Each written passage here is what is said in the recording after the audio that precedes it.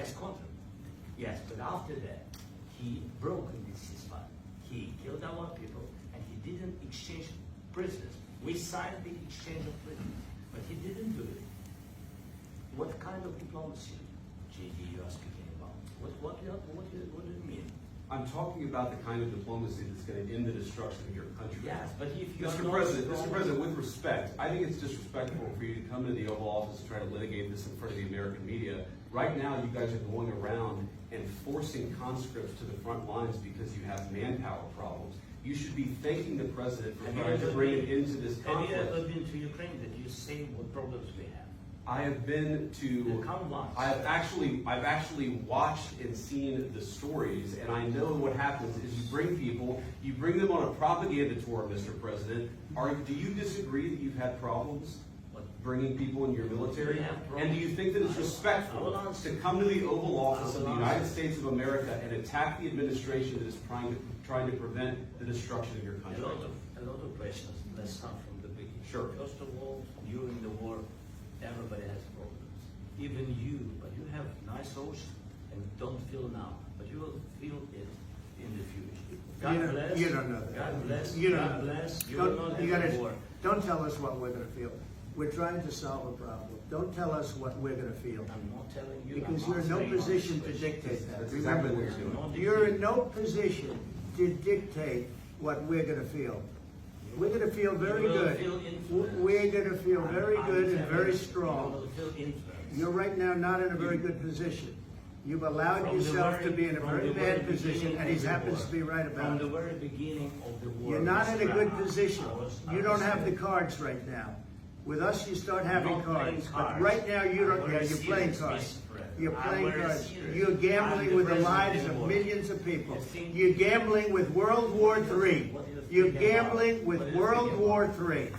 And what you're doing is very disrespectful to the country, this country, that's back to you. Far more than a lot of people said they should have. Have you said thank you once this entire meeting? No, in this entire meeting, you said thank you. You went to Pennsylvania and campaigned for the opposition in October. Offer some words of appreciation for the United States of America and the president who's trying to save your country. Please, you think that if you will speak very loudly about the war, He's not speaking loudly. He's not speaking loudly. Your country is in big trouble. Wait a minute. No. You've done a lot of talking. Your country is in big trouble. I know. You're not winning. You're not winning this. You have a damn good chance of coming out okay because of us. Mr. President, we are staying in our country, staying strong from the very beginning of the war. We've been alone. And we are thankful. I said thanks. You haven't been alone. You haven't been alone. We gave you, through this stupid president, $350 billion. We gave you military equipment, and your men are brave, but they had to use our military. If you didn't have our military equipment, this war would have been over in 2 weeks. In 3 days, I heard it from Putin. In 3 days. This is something maybe less. In 2 weeks, of course, yes. It's going to be a very hard thing to do business like this. Again, just say thank you. I said a lot of times to American people. Accept that there are disagreements, and let's go litigate those disagreements rather than trying to fight it out in the American media when you're wrong. We know that you're wrong. But you see, I think it's good for the American people to see what's going on. I think it's very important. That's why I kept this going so long. You have to be thankful. You don't have the cards. You're buried there. Your people are dying. You're running low on soldiers. Listen, you're running low on soldiers. It would be a damn good thing.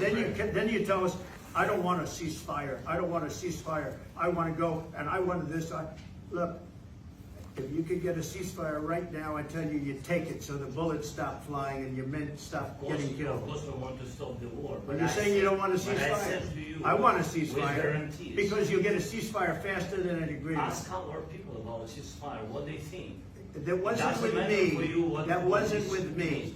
That was with a guy named Biden, who was not a smart person. That was with Obama. It was your president. Excuse me. That was with Obama, who gave you sheets, and I gave you javelins. Yes. I gave you the javelins to take out all those tanks. Obama gave you sheets. In fact, the statement is, Obama gave sheets and Trump gave javelins. You got to be more thankful. Because let me tell you, you don't have the cards. With us, you have the cards. But without us, you don't have any cards. One more question to Mr. Vice President.